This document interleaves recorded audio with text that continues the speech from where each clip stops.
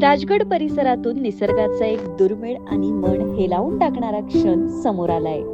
पुणे जिल्हा वन्यप्राणी आणि सर्परक्षक असोसिएशनचे सर्प आणि निसर्ग अभ्यासक अनिल कानसकर यांना राजगडाच्या पायथ्याशी गोम अर्थात कॉमन इंडियन सेंटिपीड या प्रजातीचं अत्यंत खास दृश्य अनुभवता आलं.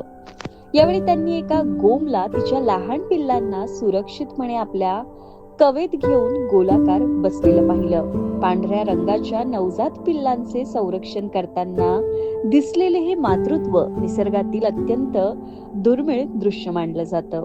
कानसकर यांच्या म्हणण्यानुसार हा क्षण त्यांच्या आयुष्यातील अविस्मरणीय अनुभव ठरला. निसर्गात रोज काहीतरी घडतं, पण असा प्रसंग पाहणं हे भाग्यच, असं त्यांनी सांगितलं.